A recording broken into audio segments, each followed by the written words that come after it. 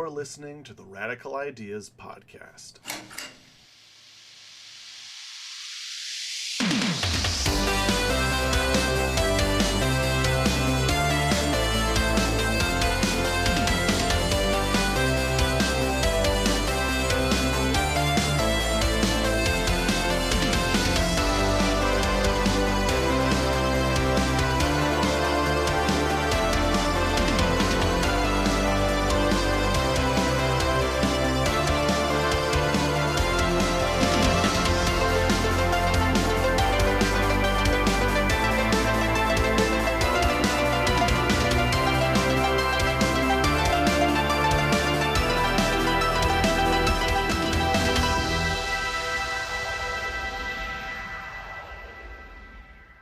Episode 7, The Suicide Squad.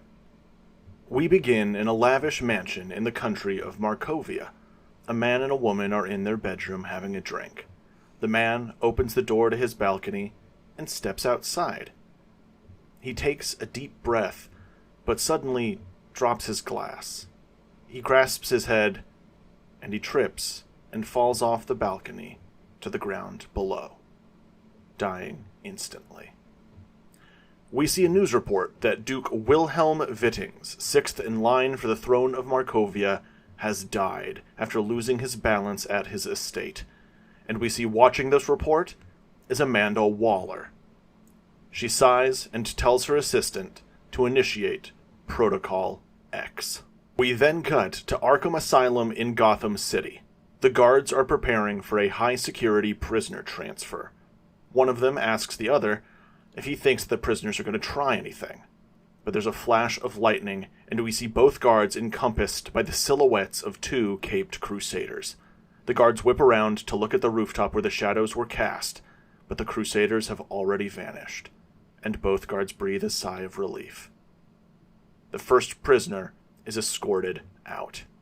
We see a pair of armed Arkham guards escorting Dr. Harleen Quinzel. She is shackled at her wrists and ankles for limited mobility, and she is saying, "Aw, all this for lil' old me? Boys, you really shouldn't have." And she steps into a large armored vehicle with Argus emblazoned on the side. The guards' radios crackle. Inmate number 2 coming out. And we see Floyd Lawton in the same restraints as Harley as he is brought to the vehicle. The radio crackles again. Inmate number 3 en route. And we see a very nondescript man. Brown hair, brown eyes, with a kind and calm demeanor. If anything, you'd say this guy looks like a total dork. And then we look down and we see that his jumpsuit reads C. Brown.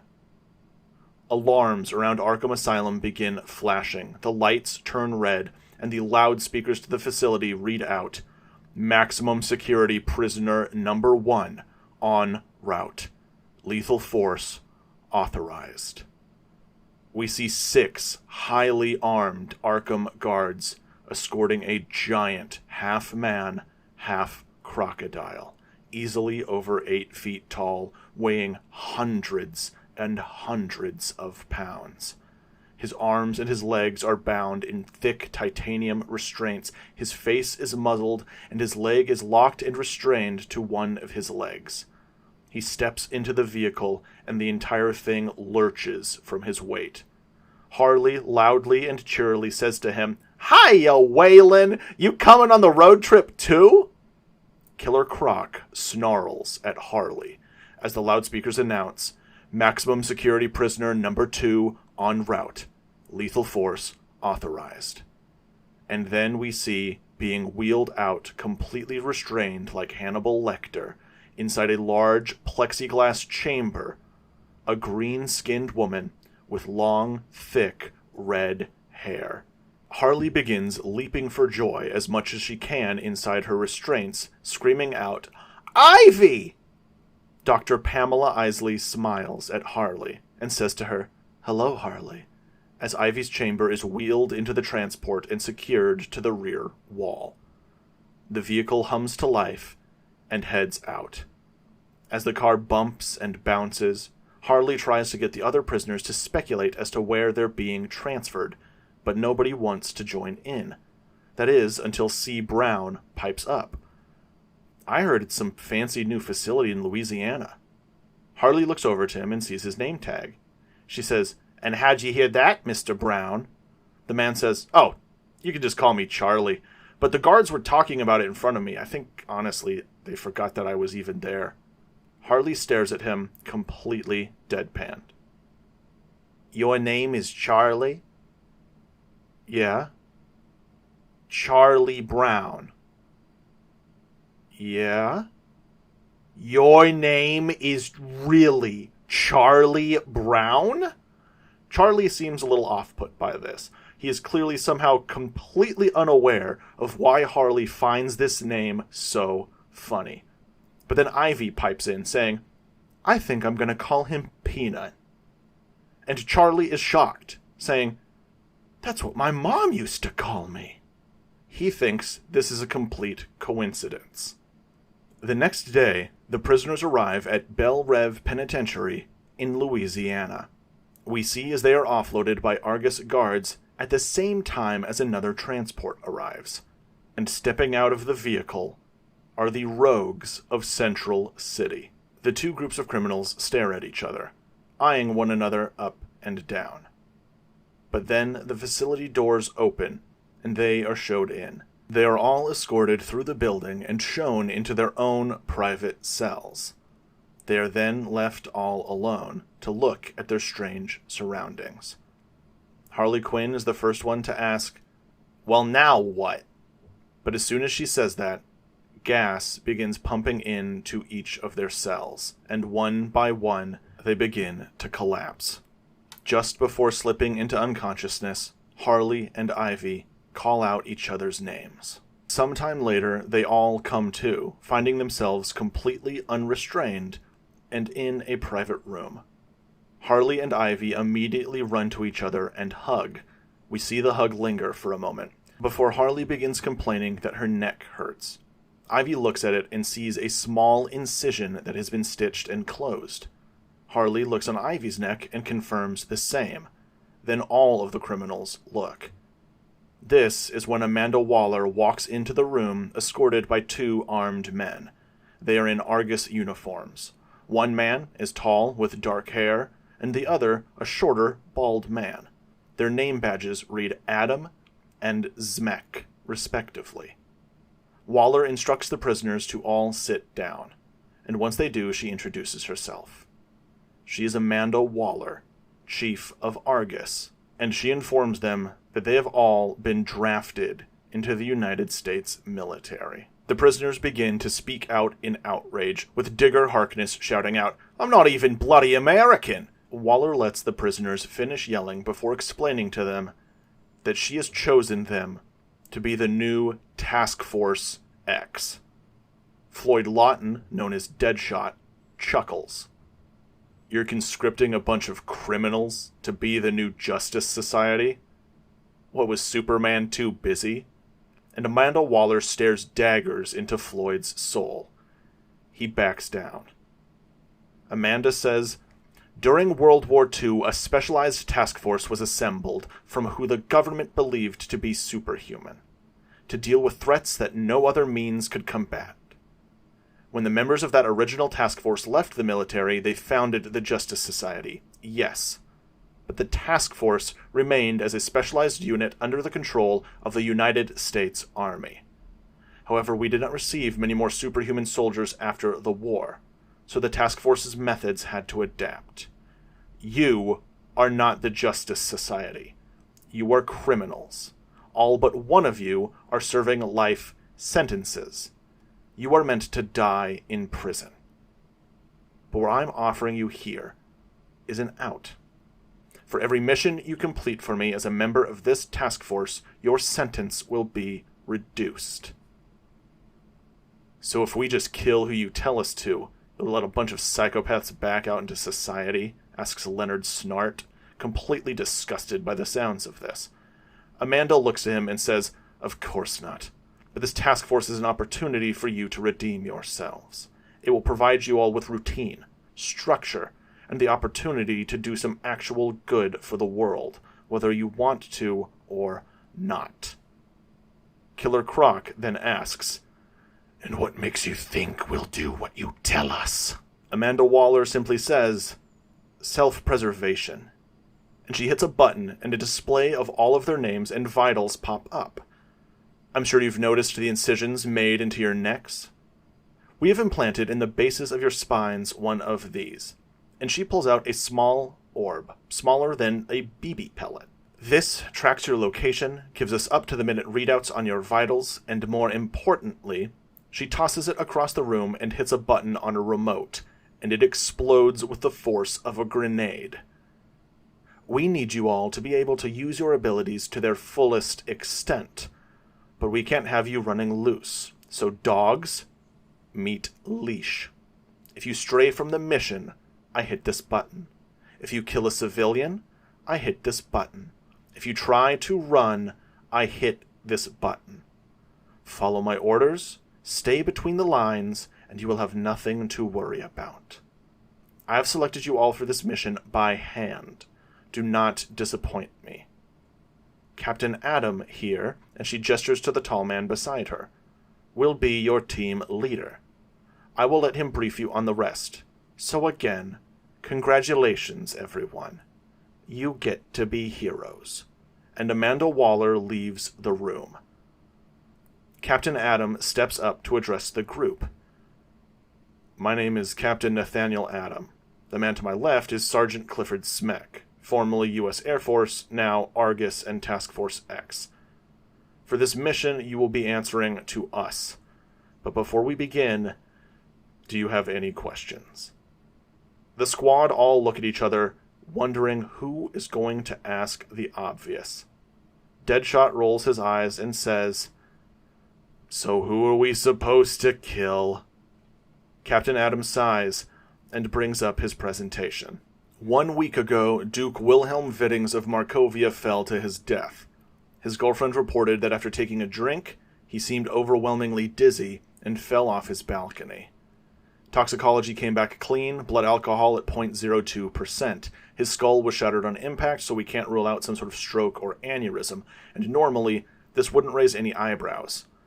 But Wilhelm here was 6th in line for the Markovian throne, and he is the 7th such person to have passed away or gone missing in the last 8 months.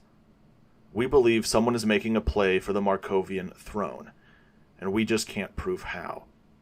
Our mission? Infiltrate Markovia, investigate the deaths, and put a stop to this before it's too late. Digger Harkness raises his hand and asks, "What do we care who runs some country none of us could point to on a map?"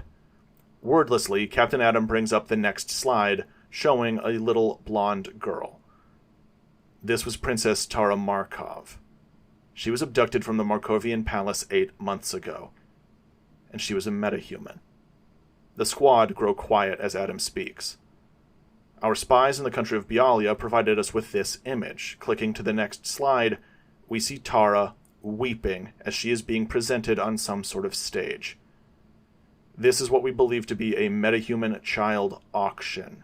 Harley and Ivy gasp. The rogues shake their heads in disgust. Waylon Jones stands completely still.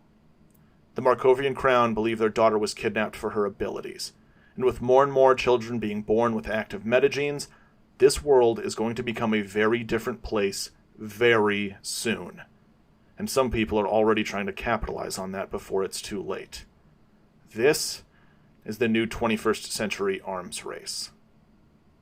To honor their daughter who went missing, the king and queen declared that Markovia would be a safe haven for metahumans. Anyone with an active metagene could be granted a visa.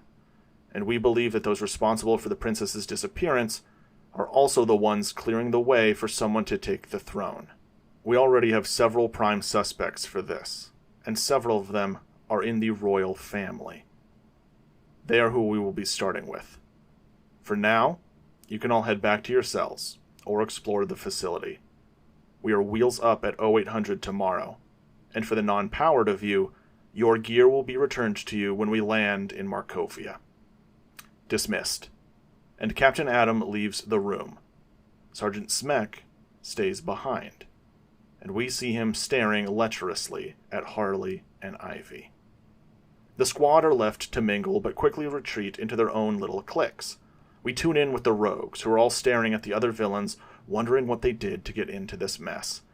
They all stare at Killer Croc, with Digger calling him big and gruesome over there, which Harley overhears.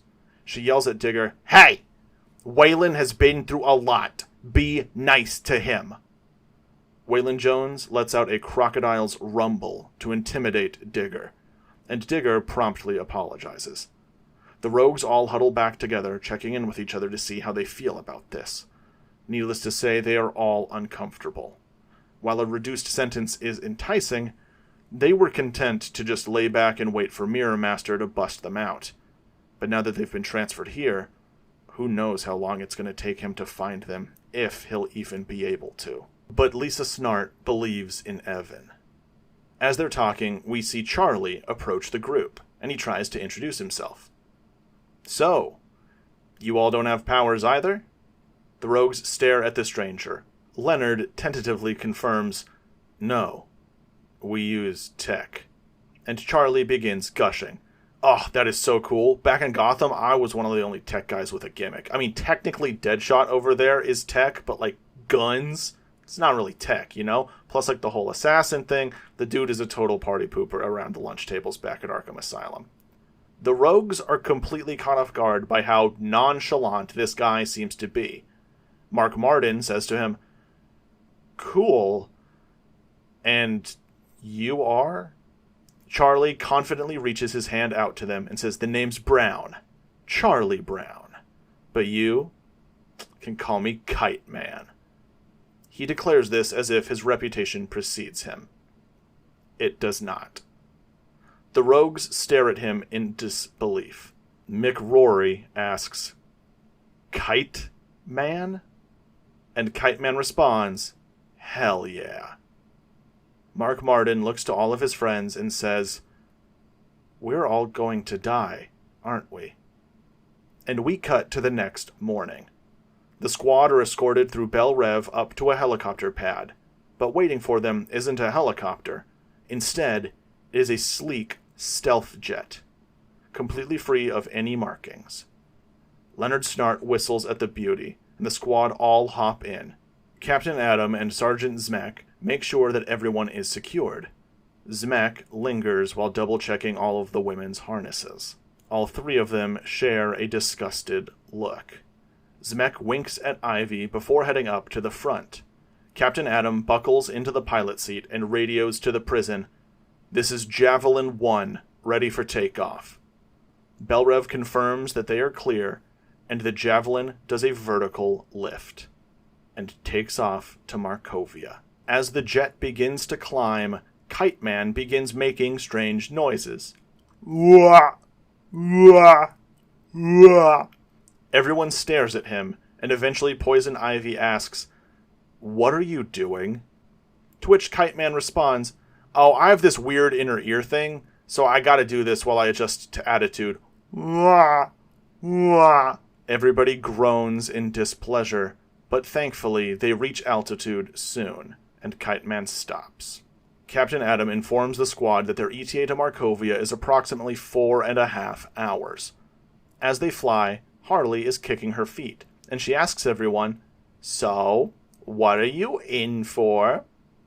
"I'll start. I'm accessory to 789 counts of murder." Digger Harkness shouts out, "Bloody hell, I know who you are. You're Harley Quinn. I didn't recognize you without all the..." And he gestures to his face, which makes Harley laugh. That means you've met him, right?" Harley asks, "Which him?" And Digger says, "The him. The Batman." Croc growls at the name. Harley says, "The B-Man's a bit of a touchy subject for us Gothamites." Digger looks at Croc and says, "Noted. I guess I'm next. Well, me and my fellow rogues here, we stole over $2 billion from a few dozen banks and museums over the years." Leonard kicks Digger as if he's just spilled some big secret, but Digger just shrugs. He turns to Deadshot and says, "Kite Man over there told us you were an assassin. Kill anyone we'd recognize?" Floyd Lawton just stares at them and says, "Many." He leaves it at that. The rogues then look over at Ivy, and Golden Glider says, "And you don't need any introduction. You're Poison Ivy. You leveled half of Gotham because they destroyed your research." I respect that. Ivy smiles and says, "Thank you, but I hate to disappoint. It was really only about a city block, and the tabloids left out that besides destroying my research, they also tried to kill me." Harley butts in, saying, "Turning her into the cool goddess of nature you see before you." They all take a turn to Kite Man, who confidently says, "Yeah, I robbed a bank. Got away with $50,000. The rogues all look incredibly disappointed, and turn to Killer Croc, expecting something more exciting. Waylon stays quiet. Harley speaks up, saying, "Waylon's been through a lot. Maybe he can tell us later," and she pats him on the leg. The large lizard man blinks slowly, looking at Harley. It looks like he's about to say something, but a voice from the front of the jet says, "A freak's a cannibal." Harley darts around with fury in her eyes as Sergeant Zmek says, "His parents threw him into a freak show when he was a kid, and he lost his mind, started eating all the other freaks. Then he got hired by Bane as muscle during that lockdown a few years ago. After the bat beat that guy bloody, Croc here ran away and hid in the sewers eating rats and hobos until the bat tracked him down. Croc slams his tail into the javelin floor and begins to rise. But Zmek pulls up the implant remote and waggles it. Big guy. You gotta play nice." Adam shouts at Zmek, ordering him to back off. Captain Adam apologizes to Croc on behalf of his colleague, and Croc sits back down. Harley asks him if he is okay, but Croc doesn't respond. But he does keep eye contact with Harley. Harley angrily turns towards Zmek and Adam and says, "And what about you two bozos? Why'd you two volunteer for this, to be a bunch of babysitters for us lowlifes?" Zmek seems angry that she would ask him that, but before he can say anything, Captain Adam cuts him off, saying, "We just want to do our duty." Harley stares at the two men, the wheels in her mind turning. Adam orders Zmek to take over the flight, and he stands up, turning towards the squad, saying, "I'll take this opportunity to brief you on the specifics of the mission. Upon touchdown, you will all be provided with a personal bag. Inside, you will find comms, false passports, and a change of clothes. When we land, you will walk from the landing site towards the capital to begin your investigation. I will now give you the lowdown on our primary suspects. First, Fleet Delmar. He's a known radical with a grudge out for the Markov family. So far, his protests have remained non-violent, but his social media shows that there is no love lost over the recent deaths of the royals. We see that one of his social media posts about the death of another noble, Fleet simply said, "Karma." Our second target, Duchess Martina de Mentiva, cousin to the king, ambassador to Bialia. She has all of the right connections to do something like this, but she has no discernible motive. Third, Duke Otto von Furth, another cousin to the king. Mostly, he's a drunken playboy, but he is outspokenly anti-metahuman being allowed into the country. He has enough political sway to get away with something like this, or at least to get it moving.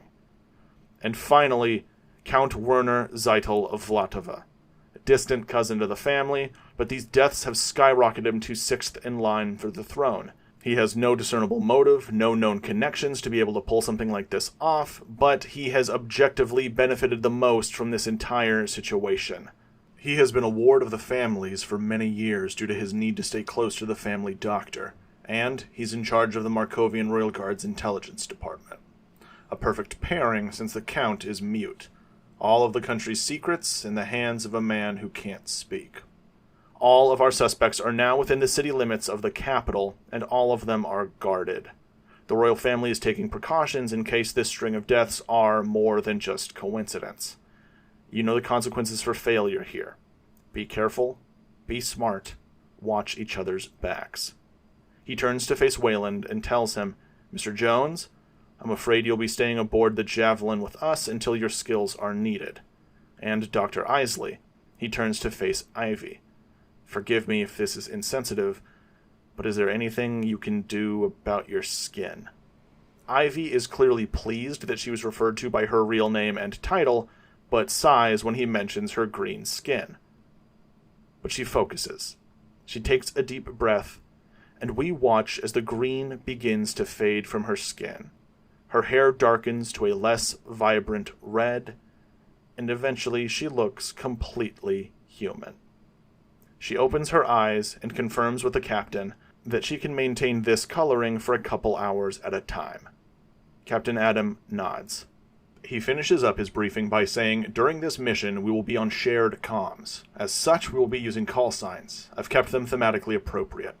He points around the Javelin and assigns them. "Gothamites, you will be Harlequin, Ivy, Croc, Deadshot, and Peanut." Kite Man appears stunned at the nickname coincidence happening again. "Rogues, you will be Cold, Glider, Heatwave, Boomerang, and Wizard. I will be Captain, and Sergeant up there will be Force. Are we clear?" The squad all nod awkwardly, feeling like children in school, and Captain Adam returns to his pilot's seat.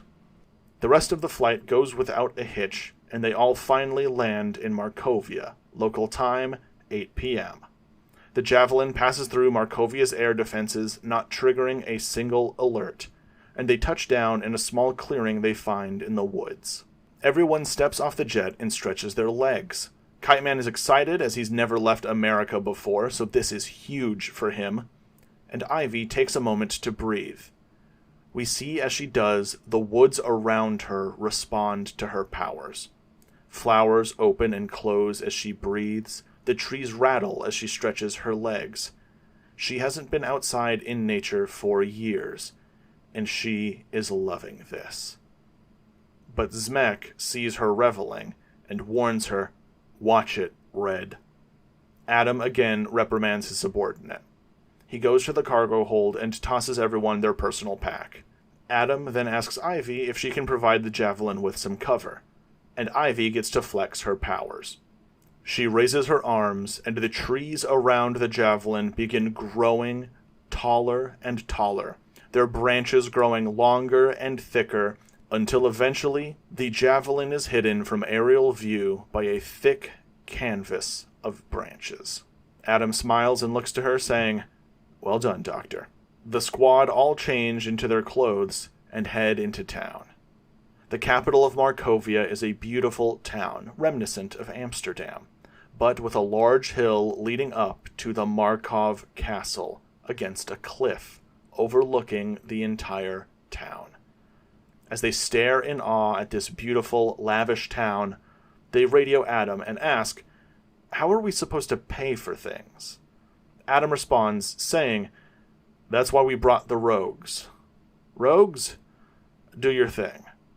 The rogues all smirk. The Snart siblings, Mark Martin, and Digger leap into action, and we get a rapid montage of them pickpocketing before coming back with a handful of credit cards and petty cash. Harley looks at Mick Rory during the spree, and he says that pickpocketing isn't really his thing. He says that as he is fiddling with his lighter. The rogues all go check into a fancy hotel of their choosing and spring for the deluxe suites as they plan their moves. This is where the rogues' expertise comes in handy again. Tracking people down and figuring out how to get into places is their typical MO. They begin with the easiest of the two targets, Fleet Delmar and Otto von Firth. The playboy spends most of his time gambling away his royal fortune in the local casino, specifically in games of high-stakes poker. The squad all sit down and begin to play cards against each other, trying to figure out who their best shot is to get to the high table. And Harley Quinn cleans house. As a psychiatrist with a focus on criminal psychology, she is able to read everyone like a book, detecting even micro-tells in an instant. When the rogues compliment her, she says, "Don't be too impressed. You are all incredibly easy to read." She points to the Snart siblings and says, abusive dad, likely law enforcement or government. She points to Mick Rory, pyromaniac, I'm guessing you killed your mom or dad by accident when your first burn. Points to Mark Martin, huge little brother vibes from this one. What, your parents love your older sibling more than you? And then she points to Digger, and your dad makes boomerangs, and I'm guessing also abandoned you and your mom when you were little. She kicks her feet up on the table and asks, so how'd I do? The rogues are speechless, as Harley just read them like open books. Harley is chosen as their gambler. Deadshot is tasked with tracking down Fleet Delmar. If Fleet is responsible for assassinating royals, surely the services of one of the world's most lethal hitmen would come in very handy. Floyd gets his hands on a burner phone and reaches out to some of his contacts to see if he can find any info on Fleet Delmar.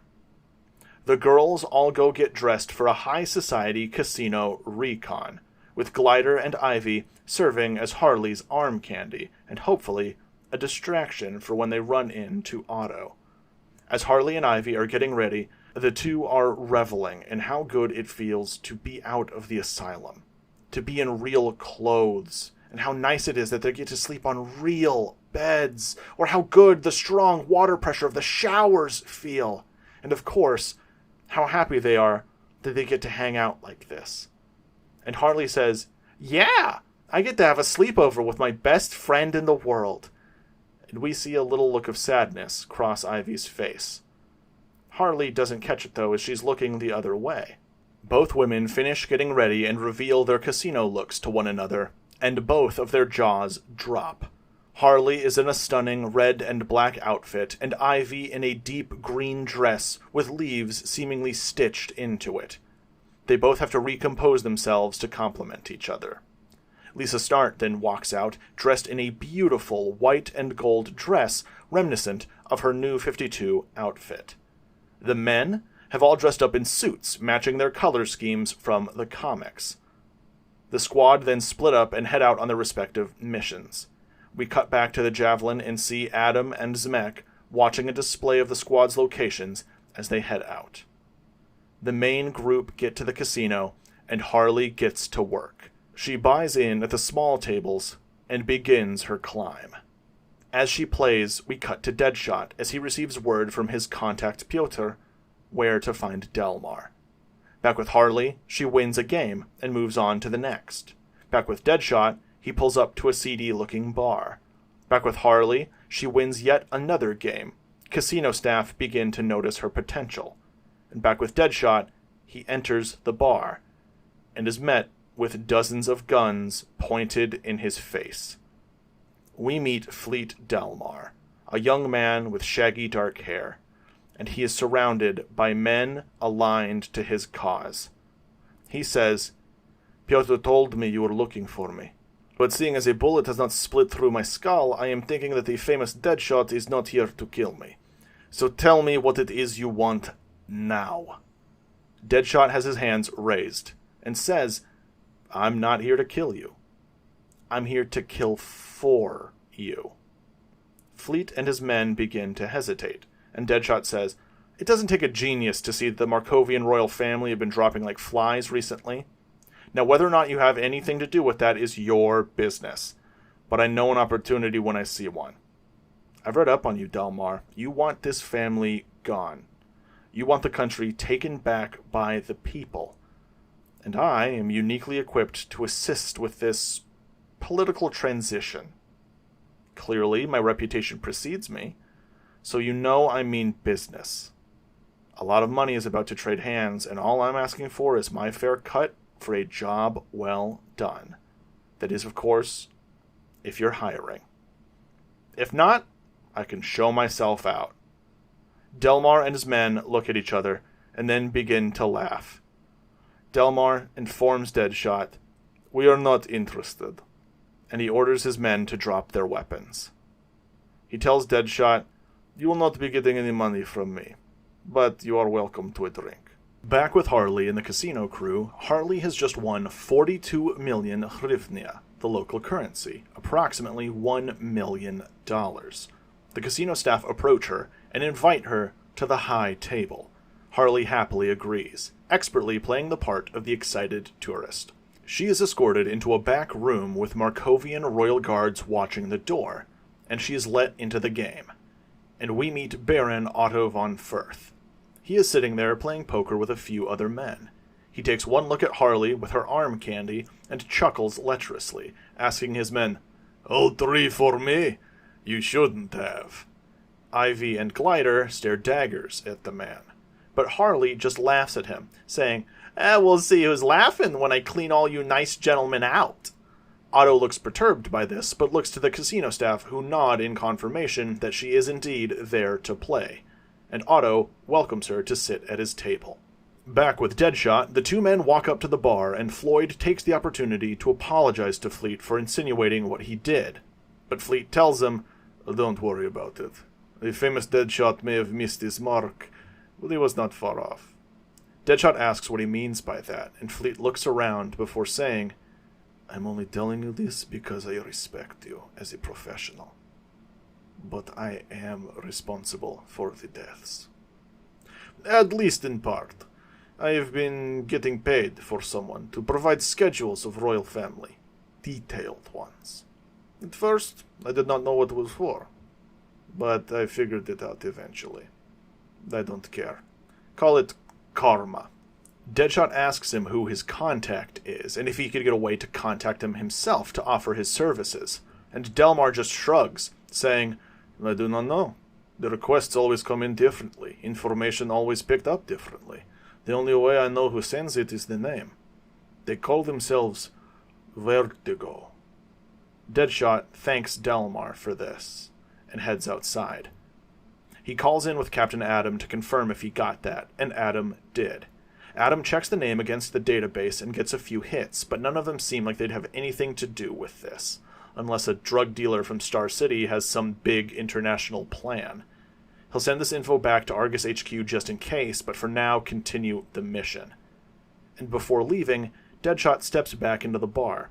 He approaches Fleet again and asks him, "Hey, can I know who the next target you provided info on is? Maybe I can meet the guy there, offer my services?" Fleet laughs and says, The Deadshot hungers for work, eh? Well, you'll have to act quickly. Last name was Baron von Firth, and tonight is poker night." Floyd thanks Fleet and heads out.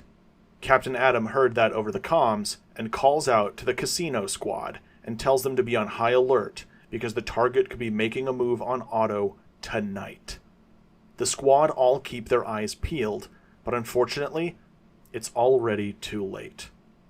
We cut back to Harley Quinn inside the high table room, and she is cleaning up. Her poker chips take up most of the table space, and the men there are looking stressed. Otto says to Harley, "You've ruined me. I have nothing left." But as he looks up, he looks past Harley, and in a confused tone asks, "Is your woman okay? She's looking green?" And we cut back and see Golden Glider and Ivy and a few of the guards near the entrance to the room beginning to get dizzy.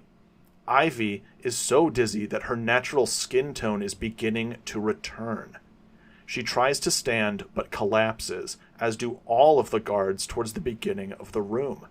The players all stand up in alarm, but then they themselves are overwhelmed with feelings of dizziness as the door to the high roller room opens.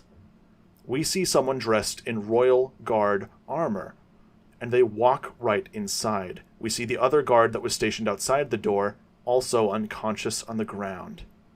This man steps over the unconscious people, taking a moment to pause and stare at the green-skinned woman on the floor. His head cocks, but he returns to his work. Harley tries to reach out and stop this man, but she is barely able to stand and is seeing double. And finally, Harley also loses consciousness. Vertigo walks right past her up to Otto von Firth, pulls out a knife, and slits his throat in one fluid motion. He stays and watches as the Baron dies. He then takes the hand of the gambler to Otto's right and places his prints on the knife, hiding the knife then behind a painting, and he leaves the room. Captain Adam is shouting over the comms for one of the women to check in. Leonard Snart barges towards the high roller room to check on his sister, but when he gets within 20 feet of the door, he loses his balance. Mick, Rory, and Kite Man approach to help him, and we see Mick collapse as well.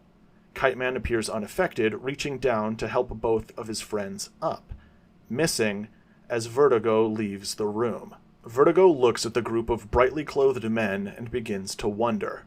Mark Marden also spots this guard acting strangely and begins to follow him. Vertigo walks through the casino and over to a section near a back entrance. Mark is still tailing him, but when he turns a corner into a large area, Vertigo has completely vanished. Mark checks around him and cannot find him.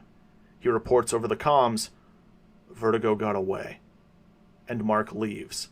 But as he steps out of frame, we see, standing upside down from the ceiling, is Vertigo, who now knows that he's being followed.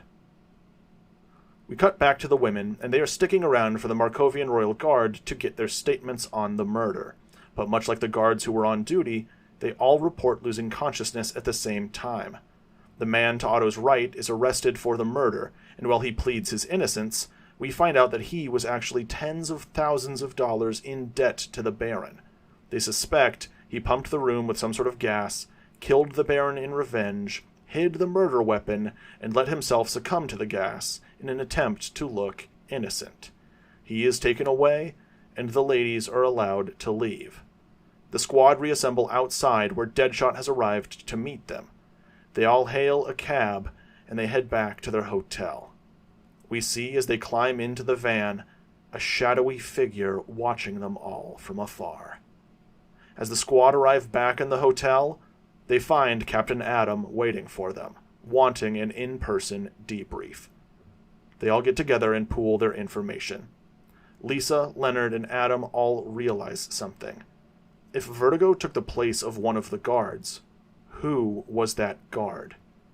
They need to investigate this lead while gathering info on Baroness Dementieva and Count Werner Zeitel, which means they're going to need to get into the castle grounds. Mick Rory sighs, saying that if they had Evan, this would be so much easier, and Lisa Snart sadly agrees, missing her boyfriend. Mark Marden comforts his friends, saying, "Hey, Evan will find us soon enough." The squad plan their infiltration heist, and we are treated to a montage of the plan being enacted intercut with them planning it. First, Croc will be brought into town. He will swim up through the sewer system beneath the castle and set up a tow line for the rest of the squad to pull themselves through the water to a location beneath the guard barracks and the maid chambers. Heatwave will use his heat gun and cut their way into each room. Once there, Ivy will use her hypnotic spores to convince the people and staff to sit calmly and wait to trade places with them when they get back. The girls will go undercover as maids, and the boys will go undercover as royal guards. Ivy gets their respective list of duties and routes from the hypnotized staffers, and the squad enter the Markovian castle. Harley and Ivy head to the medical wing with Mark Marden and Kite Man.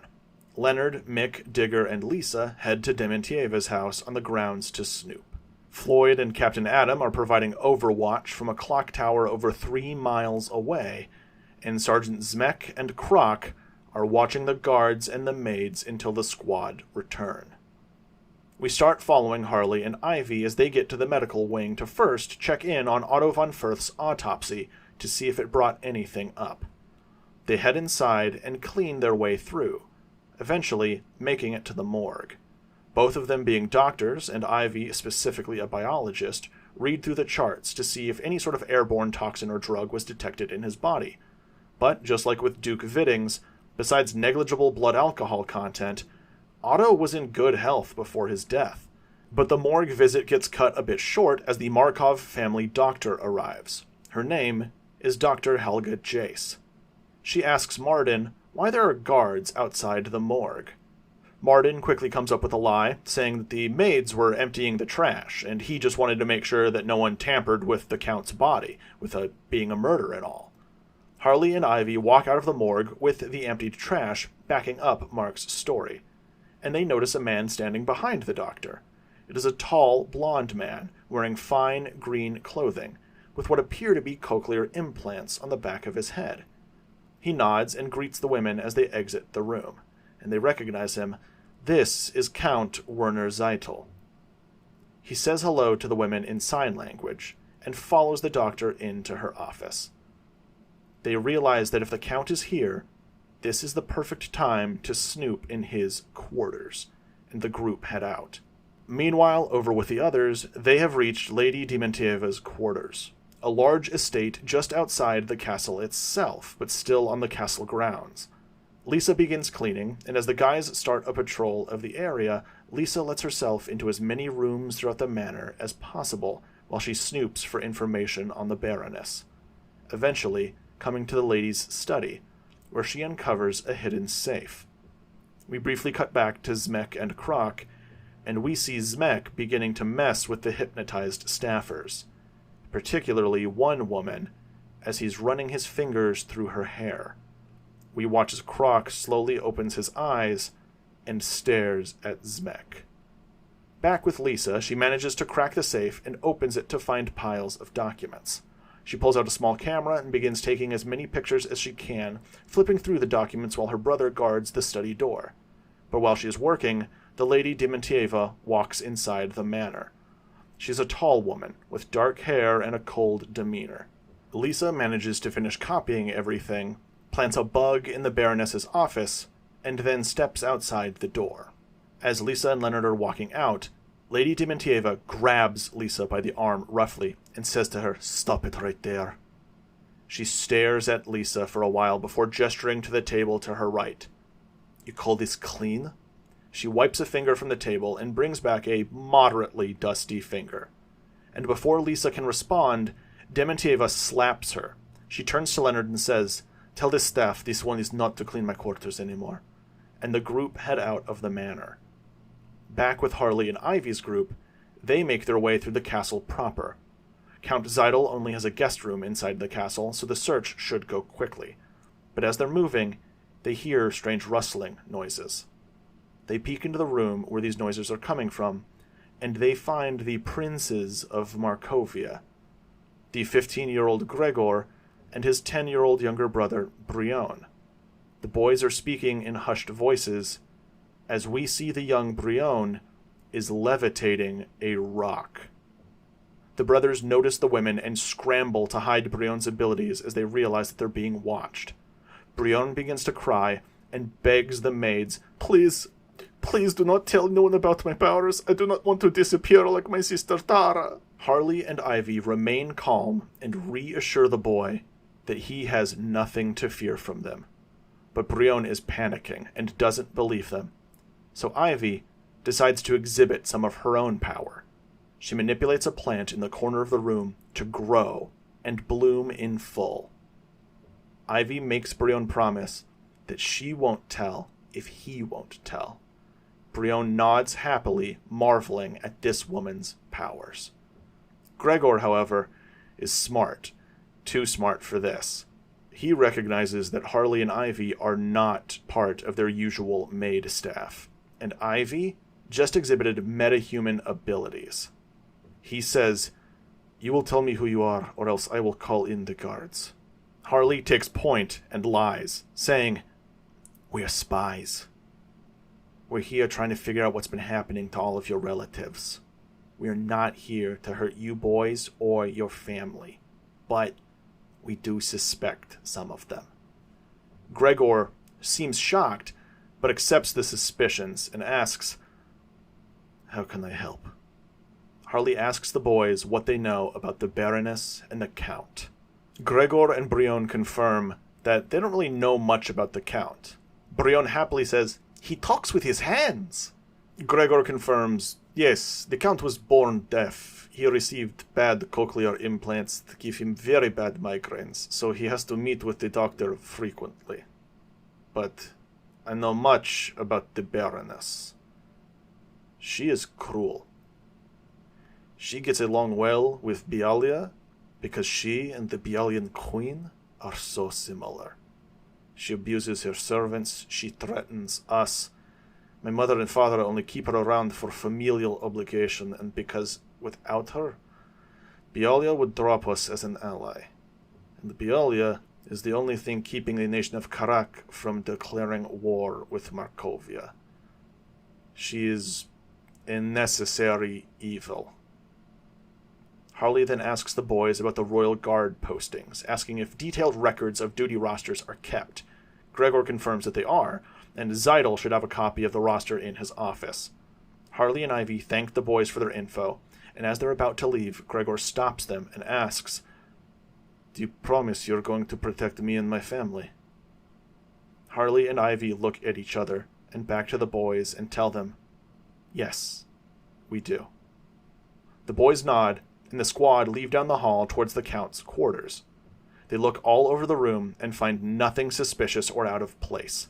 They snag a copy of the guard duty roster for the last few weeks, and they consider planting a bug before remembering the Count is mute, so that probably wouldn't help them out very much. They are just about to head back out when all of them hear a loud scream over the comms system. We cut back to Zmek, and we see that Croc has bitten off his hand. Zmek calls Croc a monster, pulls out his gun, and fires at him. Adam orders the men over the comms to stop at threat of detonation, and weirdly, both Zmek and Croc stop their fight. The squad rush back down to the quarters and trade places with the hypnotized staffers. They ask Zmek what happened, and he says the cannibal got hungry. He saw an opportunity. But Harley doesn't believe this. Harley slowly approaches Waylon and asks him what happened. And Croc tells her, "He kept touching the maids." Harley and Ivy yell at Zmek, who insists he did nothing wrong.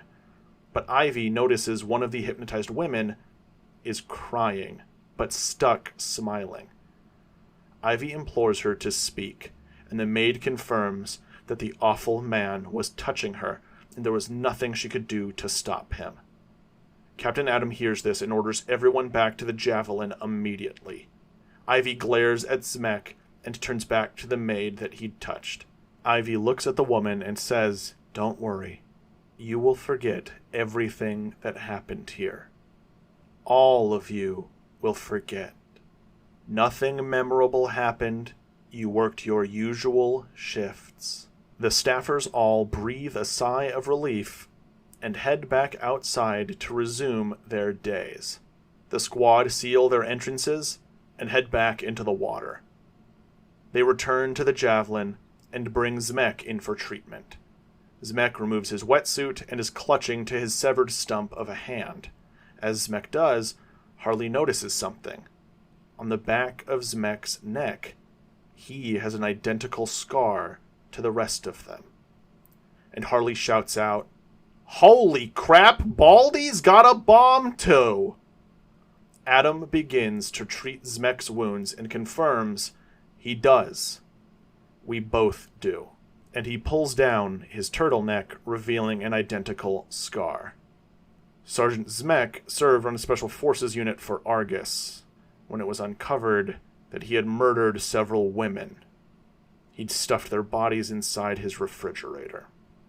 The squad are all disgusted at how they could be kept on a team with a monster like this, but Adam retorts, saying, "Deadshot, Ivy, and Croc have killed more people than Zmek, including the lives he took while under orders.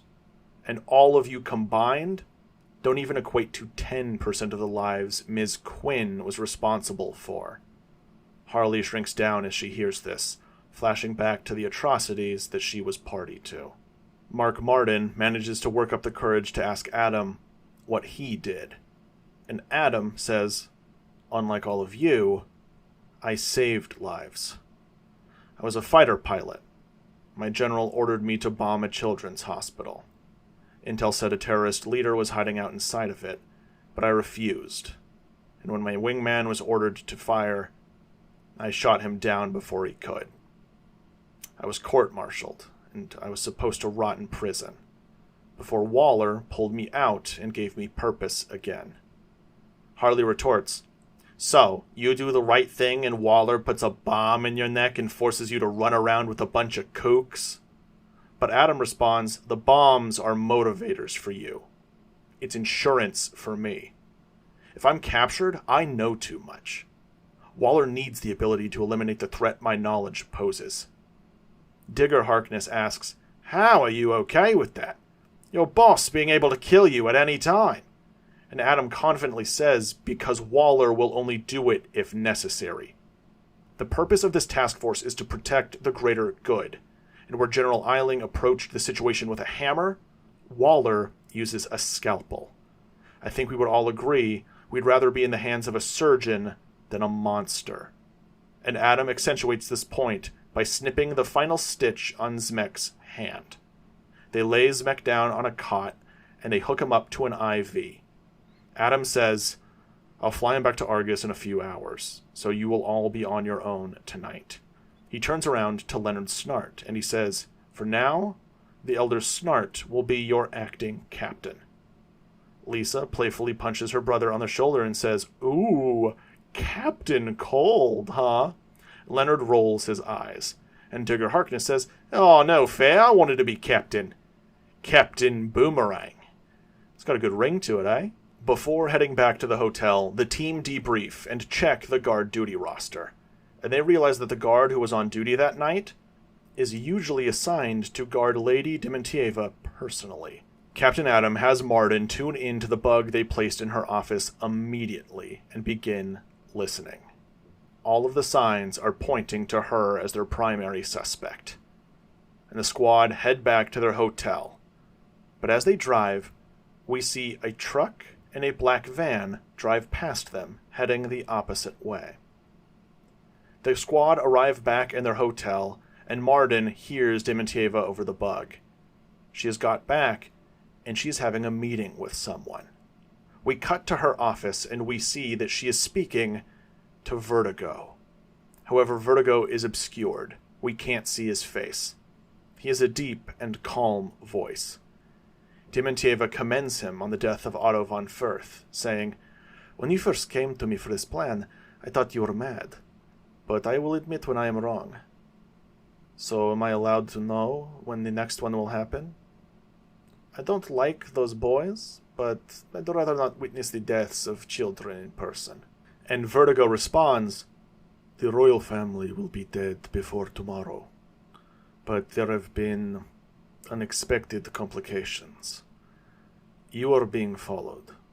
The squad tighten up as they hear this. Dementieva reacts. "What? By who?" And Vertigo calmly states, "Criminals from America. If I were to guess, mercenaries." The squad begin to panic as they head into their hotel room, and they find it completely ransacked. Dementieva asks, "How could you possibly know this?" And Vertigo responds, "Dr. Pamela Isley. The Americans refer to her as Poison Ivy. She was there that night in the casino. She was accompanied by a group of men who I've identified since as other criminals. Earlier today, she was here on the castle grounds, posing as a maid." Dementieva begins to panic. "They were here? And you knew? What are you thinking? They could have bugged this room." And Vertigo says, "I'm certain they did. But what they do is inconsequential. I have already dealt with them." And we cut back to the hotel room as McRory opens the bathroom door, triggering a massive explosion. We then cut to the forest outside of the Javelin, and we see the truck and the van from before pull up outside the perimeter. Royal guards step out of the van, and the truck is opened, revealing the dead bodies of Fleet Delmar and his men. The guards begin to close in on the Javelin, but are spotted by Captain Adam. Adam and Croc begin to fight off the guards, but Adam is shot in the neck and begins to bleed out. Croc's thick skin protects him from the bullets, but the guards shoot so much, Croc is forced to flee into the woods. A few guards follow after him, while the others begin tossing the bodies of Fleet and his men into the jet. They notice Zmek unconscious on the bed inside, and decide to ignore him. The guards then pull out a large explosive device, a dirty bomb powered by kryptonite. They load it onto the jet and set a timer. They step back outside and call for the men that had been chasing Croc. They all pile back into their van and leave. Back at the hotel, we see the squad pulling themselves out of the fiery wreckage. They are bruised and injured and mostly okay. Except for Mick Rory, whose body has been burnt to a crisp. Leonard screams and begins to cry over the death of his best friend. Harley calls in to Captain Adam, and we cut back to him, seeing him dragging his body through the cockpit of the Javelin towards the bomb. He looks up just as the last few seconds end on the timer, and there is a massive explosion. The Javelin, Captain Adam, Sergeant Zmek, and the bodies of Fleet Delmar and his men are all vaporized. We cut back to the squad at the hotel, and they can see the explosion from their room. Suddenly a voice cuts through the noise. "Task Force X, this is Chief Waller. I know you are all reading me. Respond now." Harley answers for the group, and Waller orders them all to get out of there immediately. Return to your vehicle, find somewhere safe. That is an order. The rogues struggle, pulling Leonard away from Mick's remains, but they all manage to get out of there as the sounds of approaching emergency sirens begin to blare. The squad drive through the streets, and emergency alarms begin going off, ordering everyone to remain indoors as the Crown is enacting a mandatory curfew. The squad drive through the frantic city streets, eventually finding an alleyway to park and hide in. Leonard immediately hops out of the van and screams in anger. Waller orders him to be quiet, but Leonard yells at her, saying, "This is your fault. Vertigo recognized Ivy. You chose someone too high profile for this team." And Waller orders him once more to be quiet, and she threatens to pull the trigger if he keeps speaking. Leonard manages to shut his mouth, but he is still fuming. Waller informs the squad, based on what they've heard, Vertigo has been one step ahead of them this whole time, and their window for completing the mission is closing rapidly. Waller orders them all to suit up and infiltrate the castle. Go save that family. The squad try and protest, saying that that is a death sentence. But Harley says, "The way I see it, you guys, if we charge the castle, we might die. But if we disobey Waller, we definitely will. So if this is gonna go down one way or the other, might as well go out trying to save the world." Leonard looks at Harley and admits she's right. He swings open the door to the trunk of their van and pulls out his cold gun. He powers it on and says, "Let's go in loud." The squad all gear up and head out. As the van drives, Waller orders them to pull up alongside one of the canals in the city. And when they do, Killer Croc leaps from the water.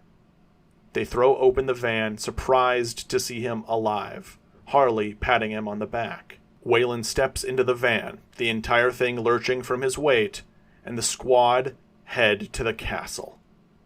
We then cut to the Royal Markovian Palace, and we see King Victor and Queen Anna Markov, with their sons, the Baroness Dementieva, and Count Zeitel. The king is asking what that explosion was, and Count Zeitel steps forward, presenting one of his own guards, acting as his interpreter. Zeitel begins signing, and the guard reports 2 bombs went off nearby, one in the city and one just outside the forest. The larger explosion appears to have been a dirty bomb.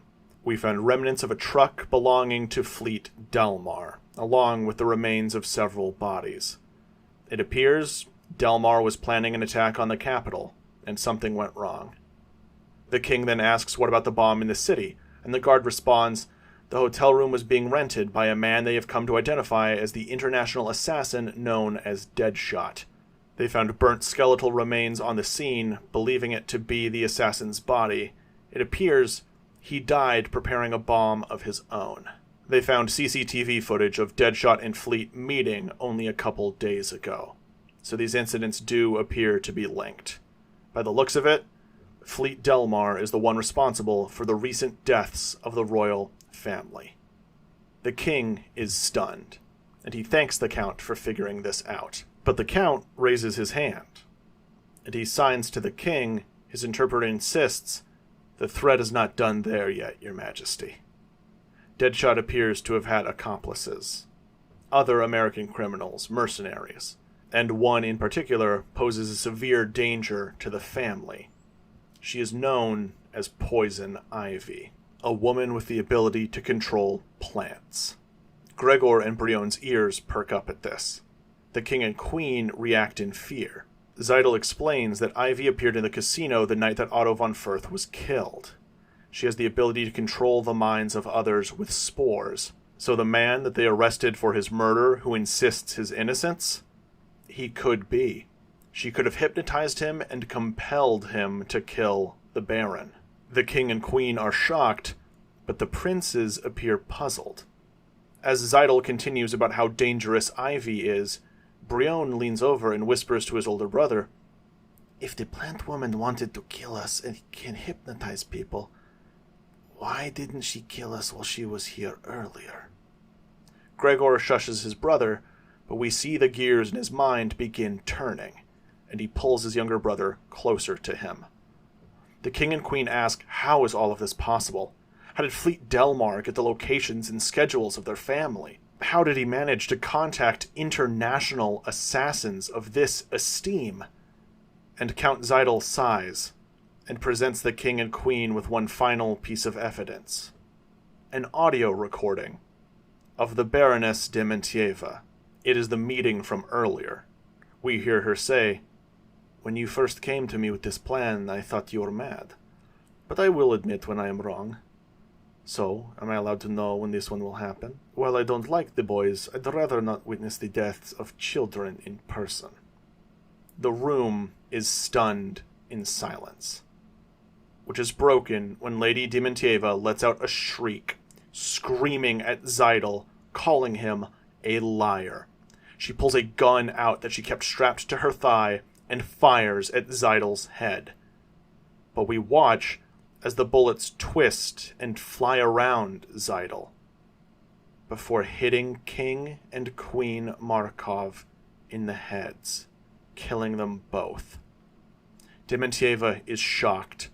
Not knowing what just happened, she looks around the room and notices that the royal guards do nothing and stand at Zeidel's side. Zeidel gasps in fake shock, and then he speaks. "De Mentieva, what have you done?"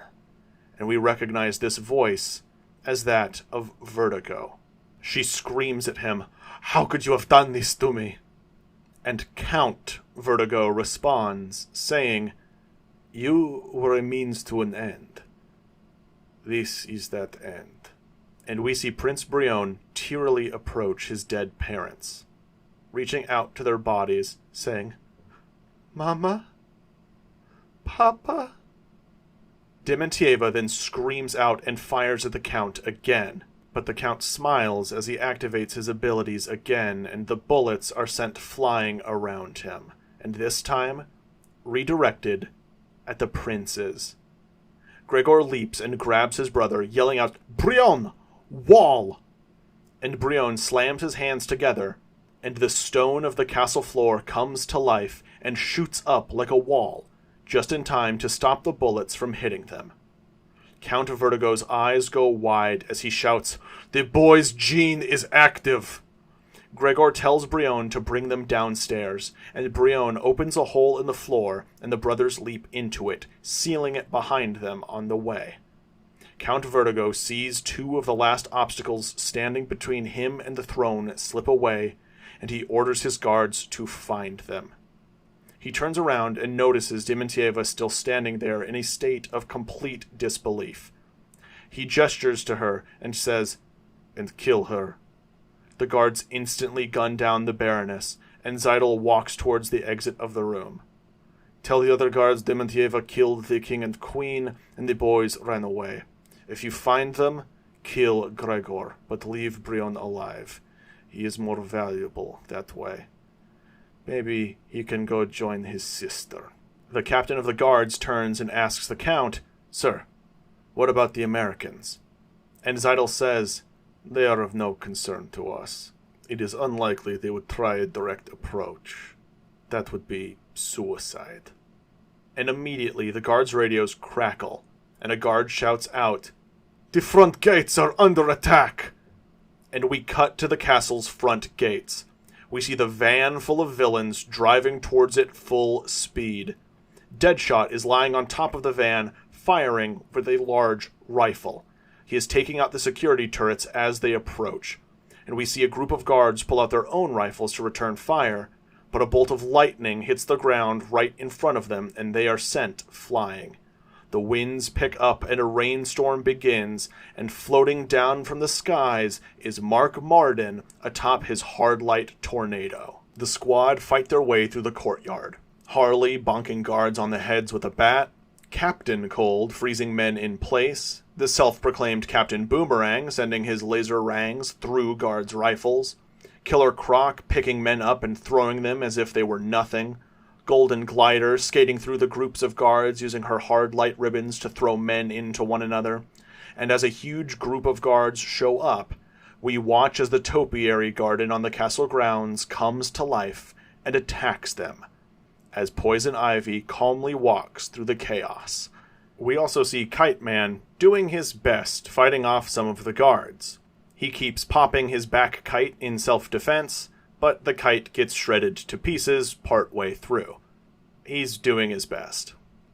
The squad pull up to the castle and head towards the main hall. That is where they find the bodies of the king and queen as well as Lady Dementieva.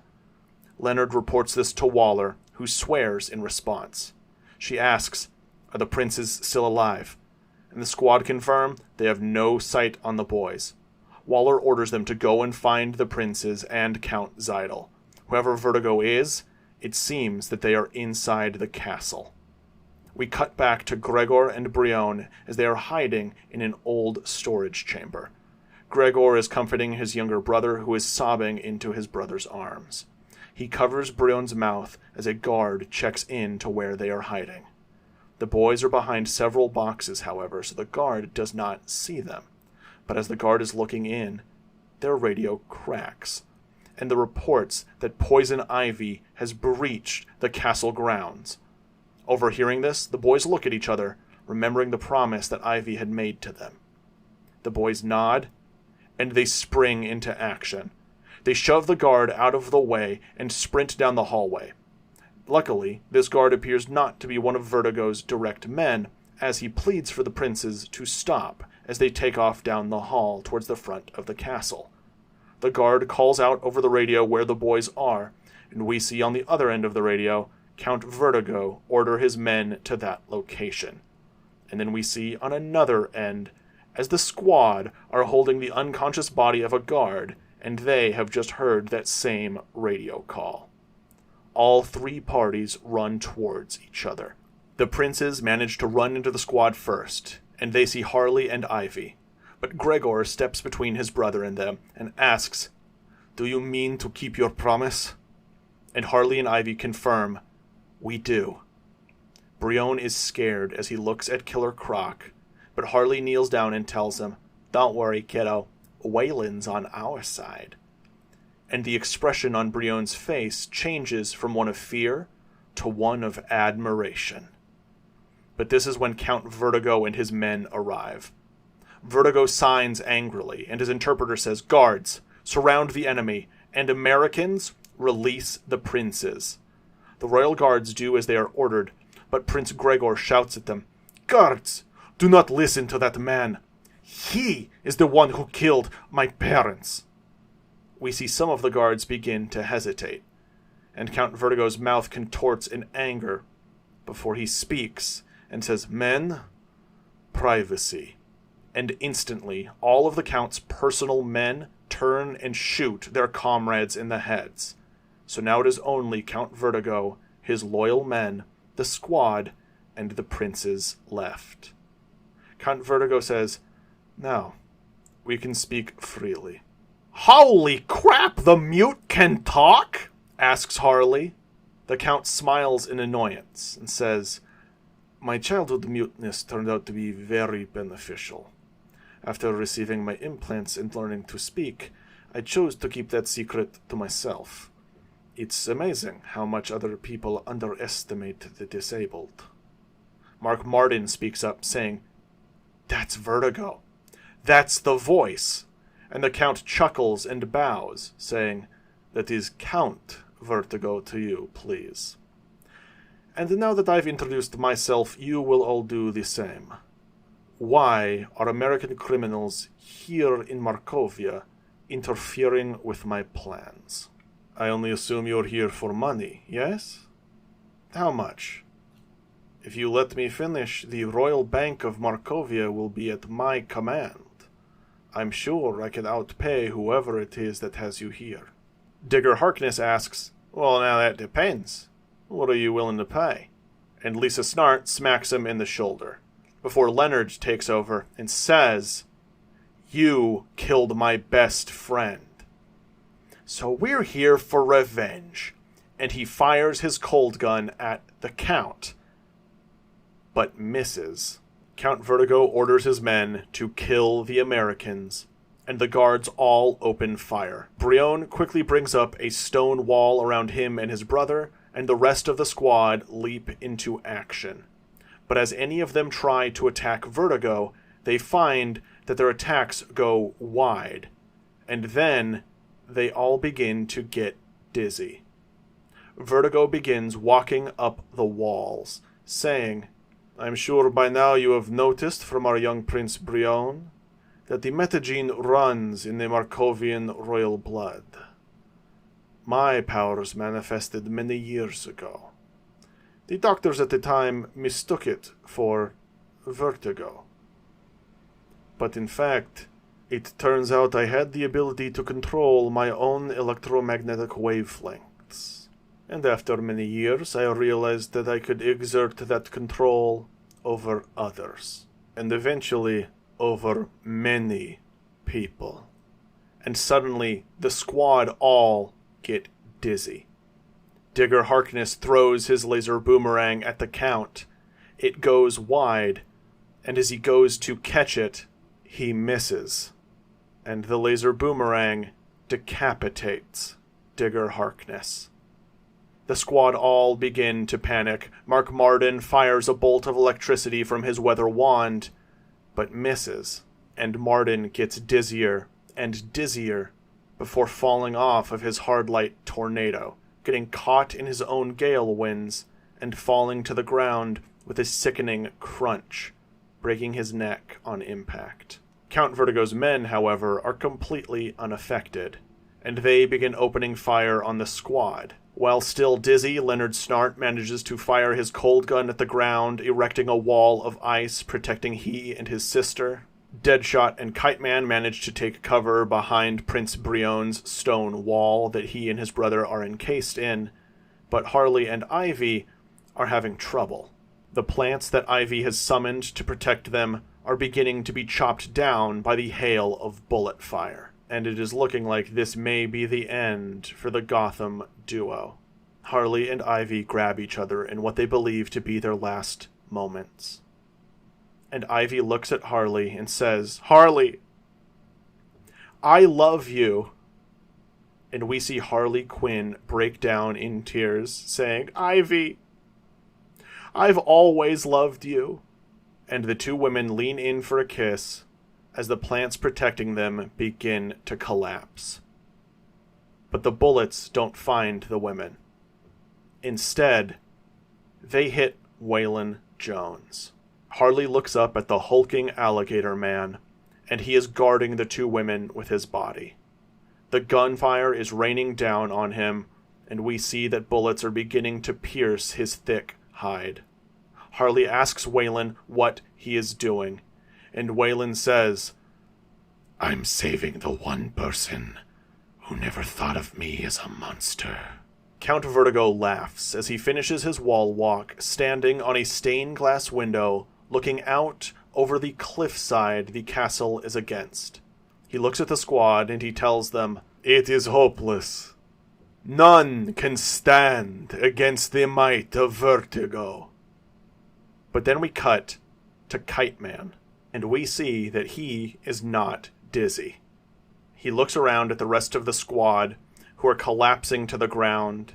He looks at Waylon Jones, who is sacrificing his life to protect his friends. And he looks at the princes, the pair of brothers clutching each other scared, hiding behind their rock wall. And Kite Man stands up and shouts out, "No man except Kite Man!" And he charges at Count Vertigo. Count Vertigo begins to panic and targets all of his powers on to Kite Man, but Kite Man is completely unaffected. Vertigo screams out, "How is this possible? How are you immune?" And Kite Man shouts out, "Because I have a weird inner ear thing," and he tackles Count Vertigo through the stained glass window. The two men grapple as they fall into the chasm beneath themselves. But as Count Vertigo is trying to grab onto Kite Man activates his damaged and torn up kite. The arms of the kite fling Count Vertigo off of Kite Man, and the Count falls to his death, crashing into the cliff face below. The kite is enough to slow Kite Man's descent, but not enough to save his life. The very last thing Kite Man shouts out before falling to his death is, "Kite Man! Hell yeah!" With the Count dead, the squad regain control over their senses, and they attack the guards. Poison Ivy alone makes quick work of the Markovian Royal Guard, and as more guards rush in, Prince Gregor informs them all not to attack, and that the squad is on their side. A few days go by. The aftermath of the attack is cleaned up, and we witness the inauguration of King Gregor Markov. And we see the surviving members of the squad, Harley Quinn, Poison Ivy, Deadshot, Captain Cold, and Golden Glider, standing there watching. After the ceremony, King Gregor approaches the squad and thanks them all for saving he and his brother's life. He promises that Markovia will become a safe haven for metahumans, but that they will make sure that none of them go missing within their borders. Amanda Waller's voice comes in over the comms, and she informs them that transport is arriving momentarily. The squad are escorted outside, and we see a brand new javelin landing in the castle courtyard. The king and his brother say goodbye to the squad, and Prince Brion runs up and hugs Harley and Ivy, thanking them again for keeping their promise. The women kneel down and hug the little boy. Ivy grows a flower out of the ground and plucks it and gives it to Brion, making him promise to stay good, and Brion says he will. He looks at the women and he says, "My brother tells me that back home you are villains. Is this true?" Harley and Ivy nod sadly, and Brion says, "Well, to me, you are heroes. Thank you." And he runs back to his brother's side. We then see the Markovian Guard bring out several coffins. It is the remains of the rest of the squad. They are loaded onto the javelin, and the survivors turn around, waving goodbye to the prince and the king, as the javelin takes into the skies. The landing door of the jet closes, and the squad fully step inside, where Amanda Waller is waiting for them, congratulating them on a job well done. But Waller does take a moment, and she apologizes for their loss. She looks at all of them and says, "For this, you all get 50 years off of your sentences. The survivors thank Waller, but none of them feel that as much as they should. A life sentence is 99 years, so 50 is essentially only half of that. And Harley and Ivy are both serving consecutive life sentences. Waller looks around at the depressed group of survivors, and she reaches into a compartment, pulling out a bottle of whiskey and several shot glasses. She begins pouring around and says, "Back when I was in the army, when we lost one of our squad members, we all took a drink in their honor." She passes each of the survivors a shot and raises her hand. She says, "To Nathaniel Adam." Leonard Snart raises his glass and says, "To Mick Rory." Lisa raises hers and says, "To Mark Marden." Ivy raises hers and says, "To Waylon Jones." And Harley raises hers and says, "And to frickin' Kite Man." The 4 surviving members of the squad all look at each other and say, "Hell yeah." And everyone in the jet downs their shots. And that is the Suicide Squad. Thank you so much for listening.